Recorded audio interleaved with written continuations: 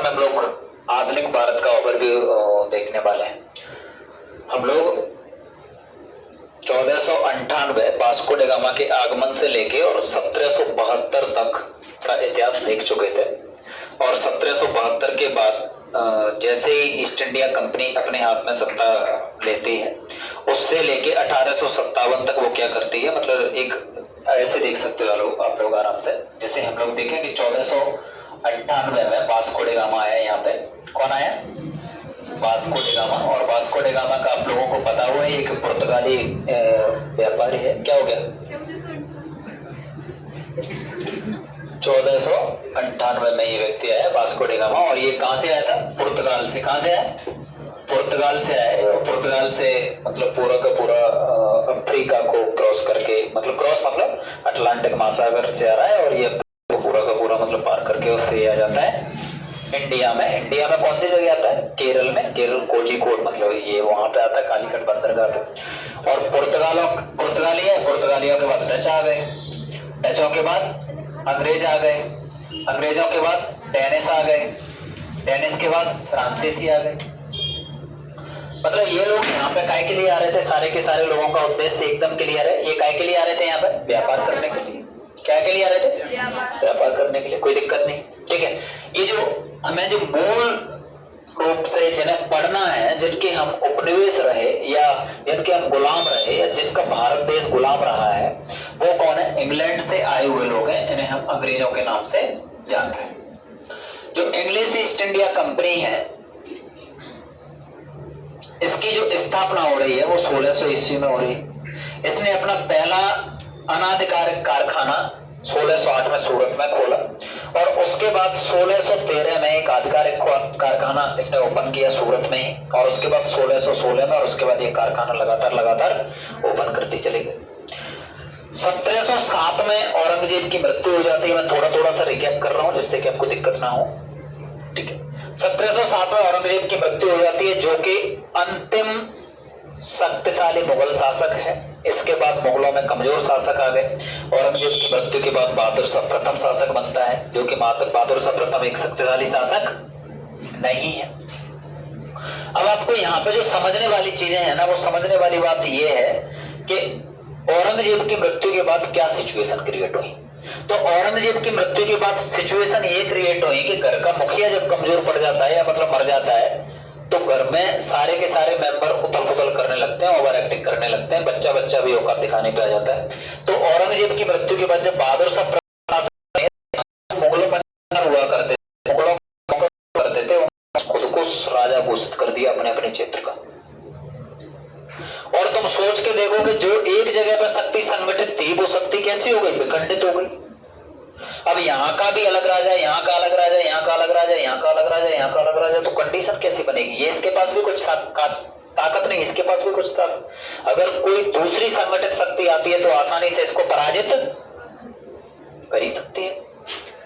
अब इसी क्रम में एक प्रांत है, उसका नाम है बंगाल। कौन सा? बंगाल। अगर वर्तमान एरिया को अगर आपको इसमें देखना होगा तो वर्तमान एरिया के रूप में आपको क्या देखना पड़ेगा? वर्तमान एरिया के रूप में आप इसको देखोगे कि आज का बिहार, उड़ीसा, झारखंड, पश्चिम बंगाल और बांग्लादेश, इतने बड़े एरिया को मिला के कौन सा प्रांत था? बंगाल प्रांत। और बंगाल प्रांत को आप देखोगे तो बंगाल प्रांत में भाई बहार है। बहार क्यों है? क्योंकि यहाँ पे गंगा नदी, इधर ब्रह्मपुत्र नदी और इसकी सहायक नदियां, पूरा का पूरा मैदानी एरिया, खेती होती है बहुत अच्छी। यहाँ से व्यापार, इससे बेहतर व्यापार के लिए जगह अंग्रेजों के लिए दूसरी नहीं हो सकती थी, और अंग्रेजों ने इसको अपना अड्डा बना लिया। अड्डा बनाया कलकत्ता को। बंगाल का स्वतंत्र जो पहला शासक बनता है, जो मुगलों से स्वतंत्र होकर शासक बनता है, उस व्यक्ति का नाम है मुर्शीद कुली खां। कौन शासक बनता है? मुर्शीद कुली खां। मुर्शीद कुली खां शासक बनता है। उसने अपनी राजधानी ढाका से परिवर्तित करके कहां लेके चला गया? मुर्शिदाबाद। कहां लेके चला गया? मुर्शिदाबाद राजधानी लेके चला गया। आगे इसके बाद एक शासक बनता है, उसका नाम अलीवर्दी खां है। उसने अंग्रेजों की तुलना बगबक्की से की थी, जैसा कि आप लोगों को मैं पढ़ा चुका हूं। मधुमक्खी से तुलना करने के पीछे का कारण ये था, उनका मामला ऐसा था कि वो अंग्रेजों को ऐसा समझते थे कि अंग्रेज यार बहुत शक्तिशाली हैं, अगर हम इनका प्रयोग करेंगे, हमारे यहाँ से व्यापार करते रहे तो हमारे लिए मुनाफे वाला मामला है, अदरवाइज अगर हमने इनसे पंगा लेना किया तो ये लोग हमको मार देंगे। तो उन्होंने बोला कि अंग्रेजों के लिए जो एक कथन बोला अलीवर्दी खान ने, और वो ये कहा अगर इन्हें छेड़ा न जाए तो ये हमें शहद देंगे। क्या? अगर इन्हें छेड़ा न जाए तो ये शहद देंगे और छेड़ने पे काट काट के मार डालेंगे। मधुमक्खी का यही वाला मामला होता है ना।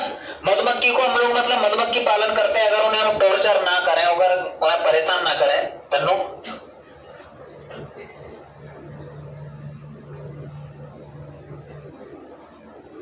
मधुमक्खी का सिस्टम क्या है, अगर हम उन्हें टॉर्चर ना करें या मतलब छेड़े नहीं तो शहद दे ही रही है, कोई दिक्कत नहीं। अगर हमने उनको छेड़ना शुरू किया तो क्या करती है, वो झुंड बना के अटैक कर देती है, मतलब काट काट के मार डालेंगे। ये अलीवर्दी खां का स्टेटमेंट था, किसके लिए? अंग्रेजों के लिए। अलीवर्दी खां के बाद जो शासक बनता है उसका नाम है सिराजुद्दौला। क्या नाम है? सिराजुद्दौला। और सिराजुद्दौला इस बात को समझ नहीं पाया, और सिराजुद्दौला का मतलब जब बात को नहीं समझ पाया तो कंडीशन भी वही बनेगी भाई। क्या? सिराजुद्दौला इस बात को समझ नहीं पाया और सिराजुद्दौला ने अंग्रेजों को छेड़ दिया, मतलब लॉर्ड क्लाइव को छेड़ दिया कि अंग्रेजों से भाई कि तुम कारखाना नहीं बनाओगे कलकत्ता में। क्लाइव ने बोला कि हम तो बनाएंगे, मैं डिटेल में नहीं बता रहा हूँ, आप लोगों को पता है ना, पढ़ा चुका हूँ पहले। तो लॉर्ड क्लाइव ने बोला हम तो बनाएंगे, और इन दोनों के बीच में झड़प हो जाती है, उस झड़प को बोलते हैं प्लासी का युद्ध। कौन सा युद्ध? प्लासी का युद्ध। प्लासी का युद्ध आराम से सिराजुद्दौला जीत जाता है, क्योंकि क्लाइव के पास इतनी शक्ति नहीं थी जितनी मतलब सिराजुद्दौला या बंगाल के पास है। लेकिन बंगाल के साथ विश्वासघात कर दिया बंगाल के सेनापति मीर जाफर ने, और मीर जाफर ने विश्वासघात भी किस वजह से किया? एक लालच में आके। लालच ये था कि मतलब उसको बोल दिया था लॉर्ड क्लाइव ने कि जैसे ही सिराजुद्दौला पराजित होता है या हम लोग युद्ध जीत जाते हैं, बंगाल का राजा किसको बनाएंगे? तुझे, बंगाल का नवाब बना दिया जाएगा तुझे। तो मीर जाफर ने मतलब धोखा कर दिया।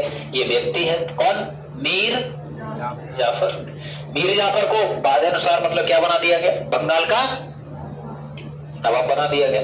मीर जाफर ने मतलब जैसे ही राजा बना तो बहुत सारी जमीन जायदाद मतलब धन दौलत किसको दान कर दी, या उपहार स्वरूप मतलब किसको दी? अंग्रेजों को। अंग्रेज भी खुश हो गए, बोला क्या बात है, बढ़िया राजा बनाया वो। लेकिन अंग्रेज क्या इसको मतलब राजा समझते थे? नहीं, अंग्रेज इसको कठपुतली मतलब राजा के रूप में रखना चाहते थे कि तू बैठा रहे, हमारे अनुसार काम करता रहे। और ये वाली बात मीर जाफर को पता चल गई थी, तो मीर जाफर ने अपनी सांठगांठ किसके साथ करना शुरू कर दी? डचों के साथ। लेकिन इन डचों को अंग्रेज पराजित कर देते हैं 1759 में बेदारा के युद्ध में। बेदारा कर्नाटक में एक जगह है, जैसे ही डच पराजित होते हैं डच यहाँ से चले जाते हैं, और उसके बाद अंग्रेज मीर जाफर को भी अपदस्थ कर देते हैं, बोलते हैं कि तू भाई यहाँ से जा, और शासक बन जाता है मीर कासिम। मतलब मीर जाफर का जो दामाद है मीर कासिम, वो शासक बन जाता है। मीर कासिम शासक बनता है। मीर कासिम भी भाई उसी कंडीशन में मीर जाफर की तरह, जैसे जैसे नया नया मामला है, नई नई दौलत, और नई नई दौलत को उड़ाने का एक अलग ही मामला होता है। मीर कासिम ने भी मतलब बहुत सारी जमीन जायदाद अंग्रेजों को उपहार स्वरूप बहुत सारी चीजें मतलब भेंट कर दी। लेकिन मीर कासिम को यह बात समझ में जब आई कि जो हालत इन्होंने मीर जाफर की है वो हालत मेरी भी कर रहे हैं, तो मीर कासिम अपनी सांठगांठ करने लग गया फ्रांसीसियों से। किससे? फ्रांसीसियों का मामला यह था, फ्रांसीसियों ने पहले तो अंग्रेजों को पराजित किया, दूसरा युद्ध हुआ अंग्रेजों के साथ, उसमें बराबर वाला मामला हुआ, और तीसरे युद्ध में अंग्रेजों ने फ्रांसीसियों को फिनिश कर दिया। भाई मुझे मतलब समझाना है, आप लोगों को समझ में आ रहा है? मैं बोल रहा हूँ ये क्लास डिस्क्रिप्टिव नहीं है, आप लोगों के एग्जाम के प्रश्न सारे के सारे बन जाएंगे, आप लोगों को टेंशन नहीं लेना है, बिल्कुल एक भी प्रश्न बाहर नहीं जाएगा। आप लोग बस इसको ध्यान से सुन लो, कुछ नहीं होना तो एक काम किया करो, मतलब सिंपल सा मामला है, मोबाइल को मतलब जेब में रखो, हेडफोन लगा लो, चुपचाप मतलब सो जाओ, मतलब आंख बंद कर लो, सो मत जाना, मुझे पता चले कि दूसरा ही कुछ चलने लग जाए ना। मतलब समझ में आ गया ना? मीर कासिम से अंग्रेज बोलते हैं कि भाई तू तो यार मीर जाफर से भी बुरा निकला, और उसके बाद मीर कासिम को भगा देते हैं। मीर कासिम को भगा देते हैं तो मीर जाफर फिर से आ जाता है। ये भी बॉलीवुड की मूवी की तरह ड्रामा चल रहा है। मीर जाफर आया था पहले, मीर जाफर को भगाया तो मीर कासिम आ गया, मीर कासिम को भगाया तो फिर से कौन आ गया? मीर जाफर आ गया। और मीर कासिम पहुंच जाता है अवध के नवाब शुजाउद्दौला के पास। किसके पास? शुजा उद्दौला। इनमें क्या है, नामों में बहुत बड़ा डिफरेंस हो रहा है यार, मतलब फर्क पड़ता है लेवल वाला। ये क्या है? शुजा उद्दौला। ये कौन है? सिराज उद्दौला। ये कौन है? मीर जाफर। ये कौन है? मीर कासिम। ये सिराज उद्दौला बंगाल का नवाब है, ये शुजा उद्दौला अवध का नवाब है। कहां का नवाब है? ये अवध का नवाब है। तो अवध का नवाब शुजा उद्दौला, ये मीर कासिम, और मुगल शासक शाह आलम द्वितीय। कौन? शाह आलम द्वितीय। शुजाउद्दौला, शाह आलम द्वितीय और मीर कासिम, ये तीनों मिलके अंग्रेजों के खिलाफ एक युद्ध लड़ते हैं। उस युद्ध का नाम है बक्सर का युद्ध। कौन सा युद्ध भाई? बक्सर का युद्ध। और बक्सर का युद्ध तुम्हारा होता है 1764 में। कब होता है युद्ध? 1764 में ये युद्ध होता है बक्सर का। इस युद्ध में अंग्रेजों की विजय हो जाती है। अंग्रेजी सेना का जो नेतृत्व करने वाला व्यक्ति है उसका नाम है हेक्टर मुनरो। क्या? Hector Munro. इसका तो क्लियर है ना भाई? प्लासी के युद्ध में कौन है अंग्रेजी सेना का नेतृत्व करता? Lord Clive. और यहाँ पे कौन कर रहा है? Hector Munro. तो हेक्टर मुनरो नेतृत्व करता है और अंग्रेज मतलब आसानी से जीत भी जाते हैं। और उसके बाद शुजाउद्दौला से संधि करने के लिए क्लाइव को बुलाया जाता है और क्लाइव इसके साथ 1765 में संधि करता है। और ये संधि इतनी विकराल थी कि इस संधि में 50 लाख रुपए युद्ध हर्जाना के रूप में थोपे गए। किसके ऊपर? शुजाउद्दौला के।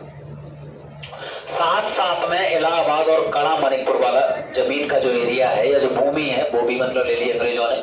और शाह आलम द्वितीय से बोला कि महाराज तुम तो यार कैसे कैसे मतलब लोगों के वंशज हो, तुम्हें शर्म नहीं आती है तुम यहाँ पर लड़ने हैं। शाह आलम द्वितीय ने बोला बस यहाँ पर फालतू बकवास मत करो। तो इसको बोला कि हम तुम्हें 30 लाख रुपए मतलब वार्षिक पेंशन देंगे, लेकिन बीच में कोई नौटंकी करने की जरूरत नहीं है, तुम भारत के सम्राट हो और हमें व्यापार करने दो बढ़िया से। शाह आलम द्वितीय ने बोला करो भाई, मुझे कोई दिक्कत नहीं। ये जो बक्सर का युद्ध है ना, अभी हम जो बक्सर की बात कर रहे हैं, बक्सर बिहार में एक जगह है और प्लासी पश्चिम बंगाल में। बक्सर की हम बात कर रहे हैं। ये युद्ध वो युद्ध है कि इस युद्ध ने अंग्रेजों की सत्ता भारत में स्थापित होने के लिए रास्ता साफ कर दिया। चाहते तो ये बंगाल में मतलब बक्सर के युद्ध के बाद तुरंत मतलब राजा बन जाते, लेकिन अंग्रेज बहुत चालाक है। अंग्रेज तुरंत बंगाल के शासक नहीं बने। उन्होंने एक अल्प आयु वाला बच्चा है, अल्प वयस्क बच्चा है नजमुद्दौला, उसको बंगाल का शासक बना दिया, बंगाल का नवाब बना दिया और अपने हाथ में रख लिए वित्तीय अधिकार, मतलब राजनीतिक मामले देखेगा नजमुद्दौला बंगाल का नवाब, और पैसे वाले या वित्तीय मामले कौन देखेंगे? अंग्रेज देखेंगे। और सबसे बड़ी बात तो ये, देख तो सारा का सारा अंग्रेज ही रहे थे, नाम मात्र के लिए किसको बना दिया गया? नजमुद्दौला को। बनाने के पीछे का कारण क्या है? क्योंकि कोई भी राजनीतिक अव्यवस्था फैलती है या प्रशासनिक अव्यवस्था फैलती है, उसका जिम्मेदार कौन ठहराया जाएगा? नजमुद्दौला ठहराया जाएगा। और बंगाल की जनता में इमेज खराब किसकी होगी? नजमुद्दौला की। और अच्छी इमेज किसकी बनेगी? अंग्रेजों की। क्योंकि अगर कोई भी चोरी डकैती बलात्कार कुछ भी अगर ऐसा कुछ भी होता है तो राजनीतिक प्रशासनिक मामला है। और देख रहे हैं अंग्रेज खुद के बीच में जाके बोल रहे हैं कि भैया हम तो नहीं भाई, हमें तो कोई सत्ता से वही नहीं है, लोग वो नहीं है, अगर हमें होता तो हम तो डायरेक्ट बन जाते, लेकिन हमें तो मतलब कोई स्वार्थ थोड़ी है। हमने किसको बना रखा है शासक? नजमुद्दौला को। जनता की नजर में इनकी इमेज खराब होती गई। 1772 में बंगाल से द्वैध शासन की समाप्ति कर दी गई और नजमुद्दौला मतलब जो बंगाल का नवाब है उसको हटा के और सारी की सारी शक्ति किसके हाथ में आ गई थी? अंग्रेजों के हाथ में आ गई। और अंग्रेजों के हाथ में जैसे ही 1772 में शक्ति आई, 1772 से लेके इन्होंने 1857 तक अपने साम्राज्य में लगातार विस्तार करना शुरू किया। और साम्राज्य में जो विस्तार करने का क्रम है उसको आप समझोगे बड़े तरीके से, मतलब मामला है। अब देखो कैसी कंडीशन वाला मामला रहा है, इन्होंने कैसे कैसे साम्राज्य में विस्तार किया अपना, वो आप लोगों को समझ में आएगा। कि जैसे ही 1772 में द्वैध शासन की समाप्ति करते हैं तो इंग्लैंड में हंगामा क्या है यार, ईस्ट इंडिया कंपनी तो व्यापार करने गई थी और व्यापार में से शासन स्थापित कर लिया। तो ईस्ट इंडिया कंपनी ने मतलब जवाब दिया कि ये जो शासन सत्ता हमने स्थापित की है वो हम अपने लिए नहीं कर रहे हैं, वो हम इंग्लैंड की जनता के लिए कर रहे हैं या फिर हम ब्रिटिश क्राउन के लिए कर रहे हैं। ब्रिटिश ताज के लिए कर रहे हैं, ब्रिटिश राजा के लिए कर रहे हैं, तो ब्रिटिश राजा खुश हो गए और उनका मामला ऐसा हुआ कि बढ़िया यार, ये व्यक्ति जो भी काम कर रहे हैं वो किसके लिए कर रहे हैं, हमारे लिए कर रहे हैं। तो ब्रिटिश की संसद ने इनके लिए नियम कानून बना के भेजना शुरू किया कि हम जो नियम कानून बना के भेजेंगे उन नियम कानूनों के हिसाब से तुम शासन करो, और जब हम नियम कानून बना के भेज रहे हैं उनके हिसाब से जब तुम शासन करोगे, जो नियम कानून हम भेज रहे हैं उनके हिसाब से अगर तुम कानून लागू करते हो तो फिर हमें कोई दिक्कत नहीं है, इससे कोई हर्ज नहीं है। और 1773 में पहली बार ब्रिटिश ईस्ट इंडिया कंपनी के लिए ब्रिटिश संसद ने एक नियम बना के भेजा, उसको बोलते हैं रेगुलेटिंग एक्ट। क्या बोलते हैं? Regulating act. तो 1773 में एक एक्ट आता है, उस एक्ट का नाम क्या है? Regulating act. मतलब रेगुलेट करने के लिए, किसको रेगुलेट करने के लिए? ईस्ट इंडिया कंपनी को रेगुलेट करने के लिए ये एक्ट आ रहा है 1773 में। और इस एक्ट के द्वारा क्या हुआ, जो ईस्ट इंडिया कंपनी है, कौन सी कंपनी? ईस्ट इंडिया कंपनी है, उस ईस्ट इंडिया कंपनी के लिए एक मंडल बनाया गया, एक कमेटी बनाई गई कि भाई व्यापार को इस तरीके से तुम्हें करना है। इसको बोला जाता है बोर्ड ऑफ डायरेक्टर्स। क्या बोला जाता है? बोर्ड ऑफ डायरेक्टर्स की नियुक्ति हुई, बोर्ड ऑफ डायरेक्टर्स की नियुक्ति हुई। दूसरी बात आपको याद रखनी है, बोला कि जब शासन संभालोगे, जब शासन संभालोगे तो झगड़े अगड़े भी होंगे, हाँ या ना? तो बोला कि सुप्रीम कोर्ट बनाओ भाई एक। क्या बनाओ? Supreme court. तो सुप्रीम कोर्ट की स्थापना होती है 1774 में कलकत्ता में। कहां पे? कलकत्ता में। और इसके चीफ जस्टिस बने एलिजा एम्पे। कौन? एलिजा एम्पे। ठीक है। उसके बाद 1776 में अधिनियम आया एक, 1784 में अधिनियम आया, उसका नाम है Pitt's India act. Pitt's India act 1784। ये जो 1784 का पिट्स इंडिया एक्ट है, 1784 के पिट्स इंडिया एक्ट के तहत कंडीशन ये बनी कि जो कंपनी है ना, इसमें मतलब कुछ अव्यवस्था फैल रही। अव्यवस्था ये कि मतलब व्यापार भी वही लोग कर रहे हैं, राजनीति भी वही लोग कर रहे हैं, तो भाई क्या किया? ईस्ट इंडिया कंपनी में द्वैध, किसमें? ईस्ट इंडिया कंपनी में द्वैध शासन, मतलब बोर्ड ऑफ डायरेक्टर्स और बोर्ड ऑफ कंट्रोलर। मतलब एक तो बना दिया निर्देशक मंडल और एक बना दिया नियंत्रक मंडल। तो जो बोर्ड ऑफ डायरेक्टर्स है ना, इनसे बोला गया कि भाई तुम्हारा काम है कि तुम व्यापार के मामलों को देखो। सिर्फ किसके मामलों को? कोई रट तो नहीं रहे हो भाई? किसके मामलों को देखना है तुम्हें? व्यापारिक मामलों को। और बोर्ड ऑफ कंट्रोलर्स है, इनसे बोला तो तुम प्रशासनिक और राजनीतिक मामले देखो, इससे कि ठीक से शासन व्यवस्था चल सके। उसके बाद अधिनियम आता है 1792, और ये 1792 में ही अधिनियम आया। इस अधिनियम में मतलब लिखा गया कि भैया इंग्लैंड से पैसा बहुत भेज दिया हमने इंडिया, अब समस्त कर्मचारियों के, समस्त पदाधिकारियों के वेतन भत्ते भारतीय राजस्व पर थोप दिए गए। मतलब सारे का सारा पैसा कहां से दिया जाएगा? भारत से ही कमाओ और भारत से ही वेतन दो। मतलब समस्त पदाधिकारियों के वेतन भत्ते अब कहां से दिए जाएंगे? भारतीय राजस्व से दिए जाएंगे। आपको याद रखना है, ये बहुत इंपॉर्टेंट मामला है ये। अब जब आप संविधान पढ़ोगे ना, इसके बाद क्या पढ़ने वाले हो? संविधान। जब संविधान पढ़ोगे तो ये आपके काम आएंगे बहुत ज्यादा, इनके बिना संविधान नहीं चलता है। उसके बाद अधिनियम आया 1813। कौन सा? 1813 का अधिनियम आता है। और 1813 का अधिनियम आपको याद रखना है कि 1813 के अधिनियम के तहत, कौन से अधिनियम के तहत? ये लिखने पे मत जाना, ये आपको समझना है। सिर्फ आप अपने कानों को किससे कनेक्ट करके रखो? मुंह से। 1813 के अधिनियम में ईस्ट इंडिया कंपनी का व्यापारिक एकाधिकार समाप्त हो गया था। मतलब यहां जब ईस्ट इंडिया कंपनी आई थी तो मतलब कुछ सालों के लिए कॉन्ट्रैक्ट करके आई थी। 1813 वो खत्म हो गया।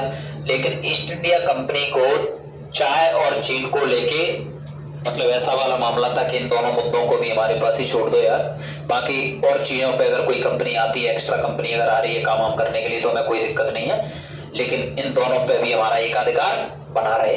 तो 1813 में मतलब आंशिक रूप से ईस्ट इंडिया कंपनी का व्यापारिक एकाधिकार खत्म।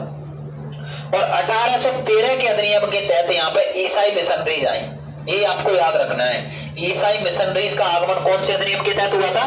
1813 के अधिनियम। और ईसाई मिशनरीज का मामला क्या है? मतलब ईसाई धर्म का प्रचार प्रसार करने वाले लोग, सिंपल सा मामला है। ईसाई धर्म का प्रचार प्रसार करने वाले लोग कौन से अधिनियम के तहत आए थे? 1813 के अधिनियम के तहत। कौन से अधिनियम के? 1813 के अधिनियम के। उसके बाद आता है 1833 का अधिनियम। कौन सा? 1833 का अधिनियम। 1833 के अधिनियम क्या हुआ? शासन का केंद्रीकरण कर दिया गया। शासन का केंद्रीकरण मतलब क्या भाई? अब इसको समझना पड़ेगा आपको। शासन के केंद्रीकरण का मतलब ये है, पहले बंगाल अलग, बॉम्बे अलग, मद्रास अलग। अब क्या किया? बॉम्बे, मद्रास और बंगाल ये तीनों को मिला के सीधा सीधा सा मामला बोला गया क्या? भारत। और भारत का एक गवर्नर जनरल बनाया गया। क्या बनाया गया? गवर्नर जनरल बनाया गया।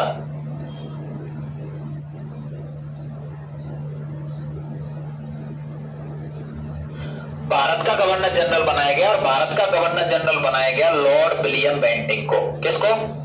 Lord William Bentinck.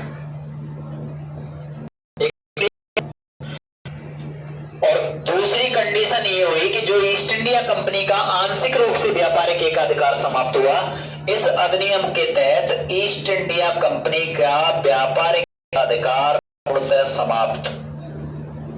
अब ध्यान से समझना है आपको, ये 1833 का समय।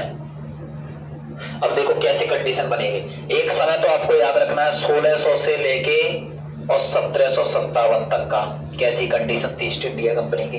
एक समय आपको याद रखना है 1757 से लेके 1772 तक का कैसी कंडीशन थी ईस्ट इंडिया कंपनी की। एक समय आपको याद रखना है 1772 से लेके 1833 तक का कैसी कंडीशन थी ईस्ट इंडिया कंपनी की। अब 1833 में इनका व्यापारिक एकाधिकार समाप्त हो गया पूरी तरीके से। अब ईस्ट इंडिया कंपनी का पूरा फोकस हो गया राजनीति करने पे। और 1833 से लेके 1857 तक ईस्ट इंडिया कंपनी ने अपने साम्राज्य का विस्तार किया, जितना संभव हो सकता है उतना साम्राज्य का विस्तार किया। चाहे कोई भी मतलब नियम कानून सारे के सारे ताक पर रख दिए, बोला कुछ भी करना पड़े सारे के सारे क्षेत्रों पे कब्जा करना है। और इसी क्रम में आप लोगों ने देखा होगा, चाहे सिख साम्राज्य को मतलब मिलाया गया हो, चाहे सतारा को मिलाया गया हो, जैतपुर को मिलाया गया हो, झांसी को मिलाया गया हो, अवध पे कुशासन का लगा के मिला लिया डलहौजी ने। झांसी को मतलब हड़प नीति का मतलब मामला तुमने सुना ही होगा, वो वाली कंडीशन, गोद निषेध नीति चला दी। मतलब बोला नहीं भैया गोद नहीं लेने देंगे, ये नहीं करने देंगे, वो नहीं करने देंगे। मतलब 1833 से लेके 1857 तक का जो समय है वो आपको याद रखना है। ईस्ट इंडिया कंपनी ने कौन सी नीति चलाई? विस्तारवादी नीति। कौन सी? विस्तारवादी नीति। मतलब अपने साम्राज्य का विस्तार किया। एकदम क्लियर है, कोई दिक्कत नहीं। अब 1857 का समय आपको याद होगा, 1857 तक बिल्कुल अत हो गई थी, इन्होंने अति कर दी थी और अति का अंत होता है। 1857 में क्रांति होती है और 1857 की जो क्रांति है, इस क्रांति को अंग्रेज दबा तो देते हैं, इस विद्रोह को अंग्रेज दबा तो देते हैं, लेकिन अंग्रेजों में एक डर बैठ गया कि काश अगर ऐसा हुआ होता कि भारत के समस्त राजा रजवाड़े मिल जाते और बुद्धिजीवी वर्ग अगर इसमें पार्टिसिपेट कर लेता तो 1857 में देश आजाद हो जाता। तुम्हें पता होगा कि रानी, जो झांसी की रानी है, वो इतनी वीरता पूर्वक लड़ी थी। मतलब वो भी किसके लिए लड़ रही थी? झांसी के लिए। किसके लिए लड़ रही थी? झांसी के लिए। जब कोई इतनी कंडीशन में लड़ सकता है तो अगर सब लोग मिलके देश के लिए लड़ते तब क्या होता? मैं कुछ बोल रहा हूं, आप लोगों को समझ में आ रहा है? मतलब जब झांसी के लिए लड़ने वाला मामला ऐसा है तो सारे के सारे लोग मिलके लड़ रहे होते और देश के लिए लड़ रहे होते, तो फिर कंडीशन कैसी होती? समझ में आ रहा है मैं कुछ बोल रहा हूं? कंडीशन अलग होती है या नहीं होती? हो सकती थी कंडीशन अलग, तो वो कंडीशन अलग हो सकती थी, लेकिन ऐसा नहीं हुआ। 1857 में पार्टिसिपेट नहीं किया। किसने? बुद्धिजीवी वर्ग ने। किसने? बुद्धिजीवी वर्ग ने। और सबसे बड़ी बात ये भी हुई कि जो राजा रजवाड़े जिनसे मतलब सहायता मांगी, जैसे झांसी की रानी का आप लोगों को पता होगा कि झांसी की रानी सहायता मांगने किसके यहां पे गई थी? हैं? झांसी की रानी सहायता मांगने गई ग्वालियर के राजा के यहां। कहां गई थी? ग्वालियर के राजा के यहां। लेकिन ग्वालियर के राजा ने सहायता करने से मना कर दिया और खुद भाग गया आगरा। तो रानी ने क्या किया था? किले पे कब्जा जमा लिया। लेकिन बाद में आके आपको मतलब पता ही होगा कि अंग्रेजों ने अटैक कर दिया रानी के ऊपर और उसके बाद वो एक्सपायर हो जाती हैं, शहीद हो जाती हैं और ग्वालियर में उनकी समाधि आप लोगों को पता ही होगा। और सबसे बड़ी बात यह है कि 1857 की जो विद्रोह ने अंग्रेजों के लिए, अंग्रेजों के एक तरीके से पैर हिला दिए, क्योंकि 1857 का जो विद्रोह था वो कोई मामूली विद्रोह नहीं था। 1857 के विद्रोह के बाद अंग्रेजों में डर बैठ गया और बोला कि अगर इस विद्रोह में थोड़ी सी ताकत और लगा दी होती अंग्रेजों ने, और क्या बोलते हैं भारतीयों ने, भारतीय राजाओं का अगर मतलब साथ दिया होता लोगों ने, वो वाली लाइट बंद कर दो पीछे से, या ये एकजुट हो गए होते तो हमें 1857 में ये देश छोड़ के भागना पड़ता। समझ में आ रहा है मैं कुछ बोल रहा हूं?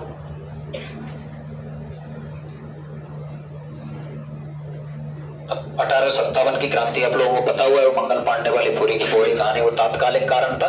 लेकिन 1857 की क्रांति का मतलब बिल्कुल बहुत बड़ा कारण तो ये कि अवध को मतलब कुशासन का आरोप लगा के छीन लिया गया। उधर मतलब सारे के सारे राजा रजवाड़ों के जो क्षेत्रों को मतलब हड़प नीति के तहत छीना गया। तो सारे के सारे लोगों में जोश तो था ही। और लास्ट वाला मामला हुआ कि चर्बी वाले कारतूस, आप लोगों को पता होगा वो वाली कंडीशन। मुझे जो समझाना है वो ये समझाना है कि 1857 तक इन्होंने बहुत हद पार कर दी थी और 1857 की क्रांति के बाद इनके पैर हिल गए और 1858 में ब्रिटिश ईस्ट इंडिया कंपनी के लिए एक फरमान आता है कि अब तुम्हारा शासन हो गया समाप्त। क्या हो गया? लोगों ने बोला क्या है? ईस्ट इंडिया कंपनी शासन समाप्त। क्या हो गया? 1858 में क्या हुआ? ईस्ट इंडिया कंपनी का शासन समाप्त। लोगों ने बोला कि मतलब अच्छा तो तुम जा रहे हो यहां से? बोला नहीं नहीं, ईस्ट इंडिया कंपनी का शासन समाप्त हो रहा है, अब यहां पे डायरेक्ट शासन होगा ब्रिटिश क्राउन का, मतलब महारानी शासन करेंगे। लोगों ने बोला मतलब नहीं जा रहे हो, तुम यहीं रहोगे। बोला कि अब सुनो ध्यान से। बोला प्रॉब्लम हमारी थोड़ी थी, ईस्ट इंडिया कंपनी के लोग दिक्कत कर रहे थे, हम तो बहुत अच्छे हैं। भारत की बोली वाली जनता, भारत की जनता ने बोला कि तुम अच्छे हो तो कोई दिक्कत नहीं है, तुम शासन कर लो। फिर बोला कि देखो हमें शासन करने दो, जब हमें शासन करने दोगे ना तब हम बताएंगे तुम्हें, देखो हम कितने बढ़िया हैं। और बोला कि 1858 में कि आज के बाद हम तुम्हारे किसी भी पर्सनल मामले में इंटरफेयर नहीं करेंगे, मतलब हस्तक्षेप की नीति। कौन सी? हस्तक्षेप की नीति मतलब नॉन इंटरफेरेंस पॉलिसी का मतलब सिंपल सा है कि अब हम भारतीय राजा रजवाड़ों को मतलब अपने राज्य क्षेत्र में विलय नहीं करेंगे, या मतलब उन्हें फोर्स नहीं करेंगे, या फिर उनके सांस्कृतिक धार्मिक चीजों में मतलब ज्यादा इंटरफेयर नहीं करेंगे, ये हमारा मतलब मामला है। लेकिन तुम एक बात बताओ, 50 थप्पड़ मारने के बाद कोई तुमसे ये बोले कि ले भैया आज के बाद ना तो मैं तुझे मारूंगा ना तो मुझे मारना, तो बोलो 50 मारे उनका क्या? मतलब 1857 तक सारा का सारा तो छीन लिया, अब बचा ही क्या है जो मतलब तुम छोड़ रहे हो? समझ में आ रहा है मैं कुछ बोल रहा हूं? छोड़ने के लिए कुछ बचना भी तो चाहिए, कुछ बच रहा है क्या छोड़ने के लिए? कुछ नहीं। तो हस्तक्षेप की नीति। और पता है 1858 के अधिनियम में इन्होंने क्या बोला? बोला कि हम क्या कर रहे हैं, जो गवर्नर जनरल है ना उसके पद को ही समाप्त कर रहे हैं। तो गवर्नर जनरल पद को समाप्त कर रहे हैं, तो गवर्नर जनरल के पद को समाप्त करके हम क्या बना रहे हैं? हम लोग पद बना रहे हैं वॉयसराय का। काय का पद बना रहे हैं? वॉयसराय का। लोगों ने बोला कि भैया चलो ठीक है, गवर्नर जनरल का पद समाप्त हो रहा है तो बहुत बड़ी बात हो रही हो, लेकिन पता तुम्हें जो गवर्नर जनरल था ना वो कौन था? कैनिंग और वायसराय कौन बन गया? वाह बढ़िया। मतलब गीदड़ के ऊपर शेर वाला चादर चढ़ा के बोलो कि अब हम गीदड़ को खत्म कर रहे हैं और शेर बना रहे हैं, है तो गीदड़ी। मतलब कैनिंग को गवर्नर जनरल से क्या बना दिया गया? वायसराय बना दिया गया। ठीक है, कैनिंग बन गया वायसराय। भाई भारत का पहला वायसराय कौन बन गया? Lord Canning. आगे चल के 1861 का अधिनियम आया। इसमें मतलब थोड़ा सा वायसराय की कार्यकारिणी में मतलब जो भारत सचिव बना दिया एक नया पद इसी में 1858 के अधिनियम के तहत। कौन सा पद? भारत सचिव का पद बना दिया गया। और 1861 में मतलब भारतीयों को बोला कि इनडायरेक्टली मतलब एक तरीके से तुम्हें भी वोटिंग राइट या मतलब तुम्हें भी वायसराय की कार्यकारिणी में मतलब घुसने का मौका मिल जाएगा। धीरे धीरे ये कंडीशन चलती रही। अब हम लोग आ गए एक अच्छी दहलीज पे। ये समय काल है तुम्हारा 1885 का। कौन सा? 1885।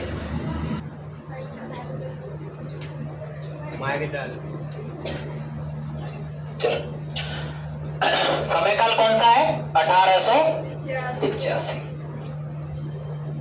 देखो जब शोषण हो रहा होता है ना तो एक समय ऐसा आता है कि जहां पे पता चल जाता है कि भाई मेरा शोषण हो रहा है।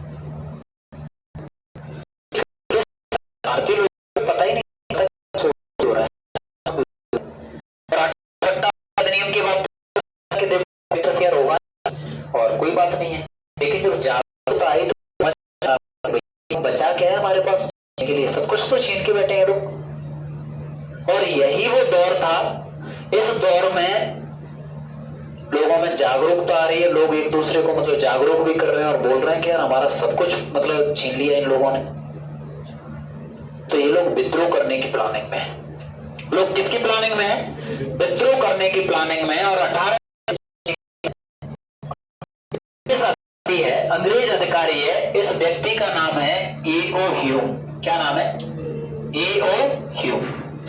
ए.ओ. ह्यूम ने भारतीयों से बोला कि भाई मैं तुम्हारा हित, मैं तुम्हारे साथ हूं। अगर तुम लोग सच में मतलब अपनी बात पहुंचाना चाहते हो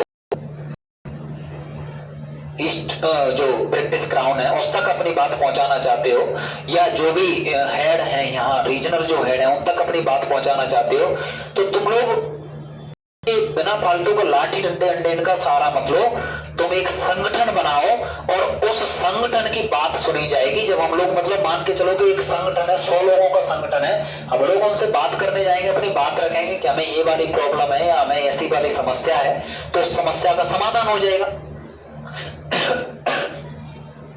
अब यहाँ पे दो चीजें उभर के आती हैं कि ए.ओ. ह्यूम क्या सच में भारतीयों का हितैषी था? और अगर भारतीयों का हितैषी था तो फिर ये वाली कंडीशन क्यों बनाई उसने? मतलब विद्रोह वाली कंडीशन से उसको क्या दिक्कत थी? और अगर वो भारतीयों का हितैषी नहीं था तो क्या अंग्रेजों का कोई षड्यंत्र था कि भारतीय कोई विद्रोह न करें और सिर्फ हमेशा क्या करते रहे? प्रार्थना पत्र भेजते रहे संगठन के द्वारा। अरे महाराज ऐसी बात है, ऐसी बात है, तुम्हें अब समझो ध्यान से कंडीशन क्या है। ए.ओ. ह्यूम ने 1885 में एक संगठन की स्थापना की और उस संगठन का नाम है कांग्रेस। क्या? ठीक है, कांग्रेस की स्थापना की। और कांग्रेस में जब ये कांग्रेस बनी थी तो इसमें टोटल 72 लोग इसमें इस संगठन में शामिल होते हैं। और कांग्रेस का जो पहला अध्यक्ष बनता है, कौन? पहला अध्यक्ष। तो पहले अध्यक्ष के रूप में व्योमेश चंद्र बनर्जी मतलब इसके पदाधिकारी बने।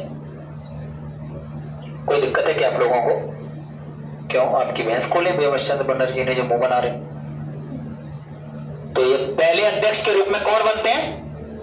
व्योमेश चंद्र बनर्जी। एक व्यक्ति है दादाभाई नौरोजी, ये पहले पारसी अध्यक्ष बने। याद रखना है आप लोगों को ध्यान से, दादाभाई। इस बहुत ज्यादा प्रश्न आते रहते हैं इसके मतलब अध्यक्षों को लेके, तो वो कंफ्यूजन खत्म हो जाएगी। तो पहले पारसी अध्यक्ष कौन बने? दादाभाई नौरोजी। अगर बोल दिया जाए कि पहले मुस्लिम अध्यक्ष कौन बने, मुस्लिम अध्यक्ष, तो बदरुद्दीन तैयबजी, बदरुद्दीन कौन, बदरुद्दीन तैयबजी, ठीक है। अगर कोई पूछ ले कि कांग्रेस के पहले ईसाई अध्यक्ष कौन बने, ईसाई, जॉर्ज यूल। अगर कोई पूछ ले कि पहले महिला अध्यक्ष कौन बनी, महिला,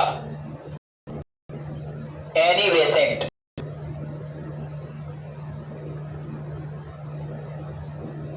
अगर कोई आपको पूछता है कि पहली भारतीय महिला अध्यक्ष कौन बने, पहली भारतीय महिला अध्यक्ष सरोजनी नायडू।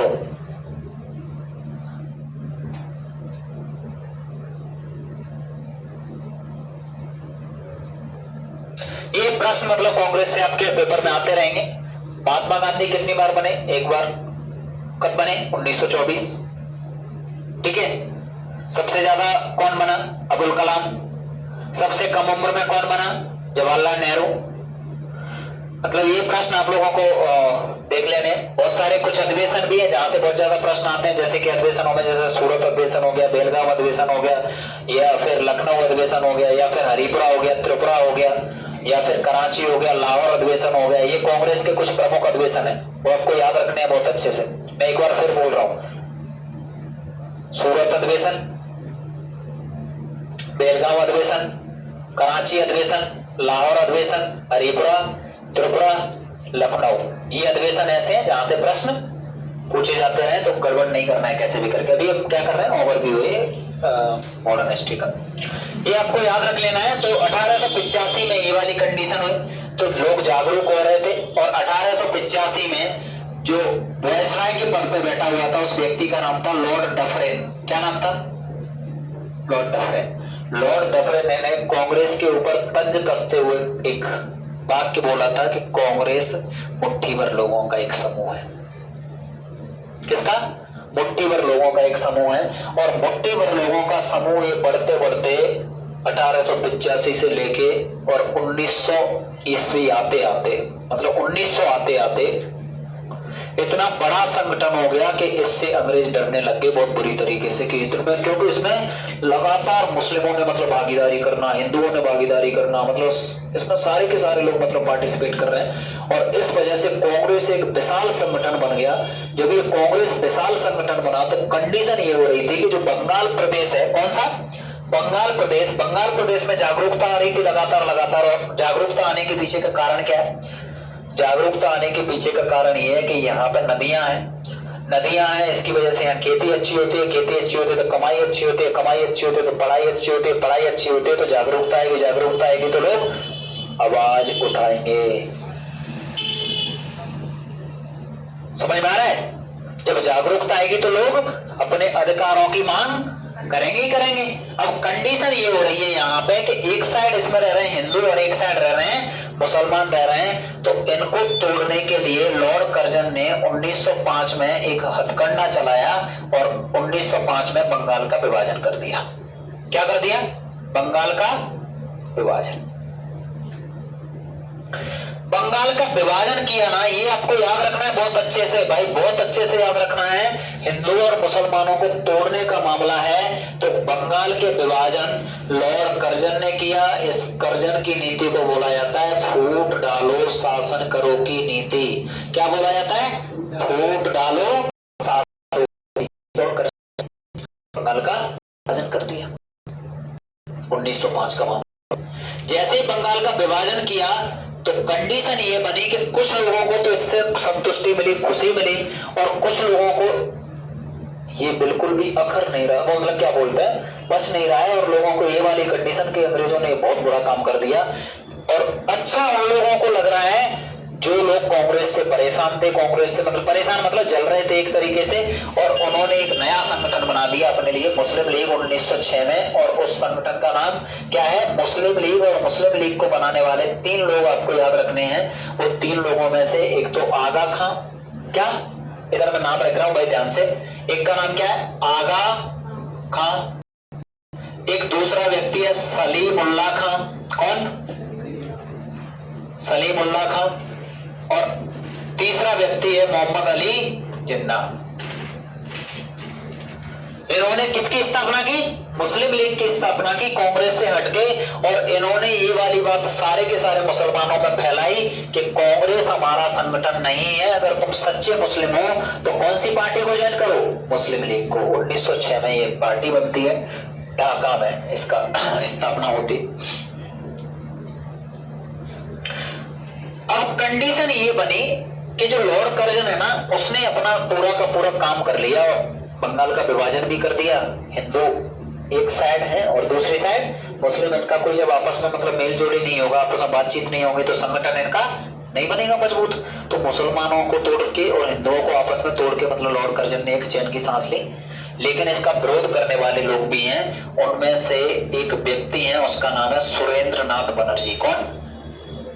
सुरेंद्रनाथ बनर्जी। और इन्होंने 1905 में एक आंदोलन चलाया। इस आंदोलन का नाम है बंग भंग आंदोलन। कौन सा आंदोलन है भैया? याद रखना है आपको, बंग भंग आंदोलन। कौन सा आंदोलन? कोई दिक्कत है आपको? बिल्कुल भी नहीं है, होने भी नहीं चाहिए। कौन सा आंदोलन? इसका मतलब ये है कि बंगाल को जो भंग किया है उसके विरोध में ये आंदोलन है, बंग भंग आंदोलन। और सुरेंद्रनाथ बनर्जी ने बोला कि अंग्रेजों की कोई भी चीज यूज मत करो, बहिष्कार करो सारी की सारी, स्वदेशी अपनाओ। क्या? हमारे देश में निर्मित चीजों को अपनाओ, अंग्रेजों की सारी चीजों को क्या किया जाए? बहिष्कार किया जाए। लेकिन कंडीशन कुछ नहीं है, आंदोलन को धीरे धीरे दबा दिया गया। 1906 में मतलब क्या बन गई थी? मुस्लिम लीग। क्लियर है ना आप लोगों को? मुस्लिम लीग किसकी पार्टी है भाई? मुसलमानों की। और 1907 का समय आता है। 1907 में सूरत अधिवेशन होता है और यहाँ पे हो जाता है कांग्रेस का विभाजन। मेरी बात सुनो ध्यान से, यहाँ कंडीशन, किसका विभाजन हो रहा है? कांग्रेस का विभाजन हो रहा है। समझने की कोशिश करो थोड़ा सा। कांग्रेस के विभाजन का मामला ये है, कांग्रेस दो दलों में बट जाती है, नरम दल और गरम दल। मतलब गरम दल वाले लोग बोल रहे हैं कि कांग्रेस हमारे हिसाब से चलेगी, और नरम दल वाले लोग बोल रहे हैं हमारे हिसाब से चलेगी। बाल गंगाधर तिलक बोल रहा है कि नरम दल वाले लोगों से बोल रहे हैं कि तुम साल भर में मेढक की तरह एक बार डर रखा तो अंग्रेजों को क्या फर्क पड़ेगा तुमसे। तो गरम मिजाज वाले लोग हैं, वो अध्यक्ष बनाना चाहते हैं किसको? बाल गंगाधर तिलक को। और नरम मिजाज वाले जो उदारवादी लोग हैं वो अध्यक्ष बनाना चाहते हैं गोपाल कृष्ण गोखले को। और गोपाल कृष्ण गोखले अध्यक्ष बन जाता है। और उसके बाद बाल गंगाधर तिलक मतलब अपनी इसमें से एक तरीके से बगावती तेवर होते हैं। और कंडीशन ऐसी होती है कि ये दो भागों में टूट जाती है, उग्रवादी और उदारवादी। दिक्कत मतलब देखो, जो कर्जन की पॉलिसी थी, कर्जन ने पहले तो बंगाल का विभाजन किया, फिर यहाँ एक नई पार्टी बनवा दी, और अब कांग्रेस को भी आपस में टूट पड़ने वाला मामला बन गया। अब जब कांग्रेस आपस में टूट गई तो अब तो कोई दिक्कत ही नहीं। अब क्या हुआ? अब थोड़ा सा आगे देखो तुम, 1909 में अब देखो फिर हम अधिनियमों पे लौट के आ रहे हैं भाई साहब। पूरा का पूरा सिस्टम जो हमारा पढ़ने का है, अधिनियमों के थ्रू पढ़ रहे हैं, पूरा का पूरा काय के थ्रू? अधिनियम। 1773 से अधिनियम स्टार्ट किया ना। 1909 में एक अधिनियम आया और इस अधिनियम में लिखा गया कि अब से मुसलमान चुनाव लड़ेगा तो मुसलमान ही वोट डालेगा। मतलब मुसलमानों के लिए अलग से वोटिंग राइट, एकदम क्लियर आपको याद रखना है। मुसलमानों के लिए प्रत्यक्ष मताधिकार, मतलब सांप्रदायिक मताधिकार। सांप्रदायिक मतलब धर्म के आधार पर, संप्रदाय के आधार पर। सांप्रदायिक मताधिकार किसके, कौन से अधिनियम के तहत दिया गया? 1909 के अधिनियम के तहत सांप्रदायिक मताधिकार की घोषणा हुई भाई। सांप्रदायिक मताधिकार याद रखना है आप लोगों को। सांप्रदायिक मताधिकार कौन से अधिनियम के तहत है? 1909 के अधिनियम के तहत सांप्रदायिक मताधिकार। और 1909 के अधिनियम को एक अन्य नाम से भी जाना जाता है, इसको बोलते हैं मिंटो मार्ले अधिनियम। मिंटो मार्ले अधिनियम या मिंटो मार्ले सुधार। तो मिंटो मार्ले सुधार क्या है? बिगाड़ है एक तरीके से। तो मिंटो मार्ले सुधार का मामला क्या है? ये जो लॉर्ड मिंटो है ना, ये है भारत के वायसराय। कौन है? और मार्ले हैं भारत सचिव। इन दोनों ने मिलके, जो मिंटो और मार्ले हैं, इन दोनों ने मिलके, मिंटो और मार्ले ने मिलके, मिंटो और मार्ले ने मिलके जो नियम कानून बनाए उनको बोला जाता है मिंटो मार्ले सुधार 1909 का अधिनियम। और इसके तहत क्या हुआ, सांप्रदायिक मताधिकार दिया गया। पेपर में बहुत आता है प्रश्न, पहली बार सांप्रदायिक मताधिकार कौन से अधिनियम के तहत, 1909 के अधिनियम के तहत किसको दिया गया, मुसलमानों को। किसको, मुस्लिम। कोई दिक्कत है क्या आप लोगों को? अब जैसे ही मुसलमानों को पृथक मताधिकार मिला, अब तो मुसलमान हिंदू संबंध नहीं है ना, अब मुसलमानों को मतलब ऐसी कंडीशन हो गई। अब आगे चल के देखो 1911 का समय है, कब का, 1911। 1911 में यहां पे एक व्यक्ति का आगमन होता है, उस व्यक्ति का नाम है जॉर्ज पंचम, मतलब जॉर्ज फिफ्थ। ये ब्रिटिश महाराज है। इनका भारत में आगमन हुआ तो इनके स्वागत के लिए बढ़िया मतलब दिल्ली दरबार का आयोजन हुआ और इन्होंने कलकत्ता से राजधानी ट्रांसफर कर दी, कहां के लिए, दिल्ली के लिए। तो पेपर में प्रश्न आता है दिल्ली को राजधानी बनाने की घोषणा कब हुई थी, 1911। और दिल्ली कब बन गई राजधानी, 1912। और ये 1911 का ही समय है जब पहली बार रविन्द्रनाथ टैगोर ने जनगण मन गाया था। कौन सा,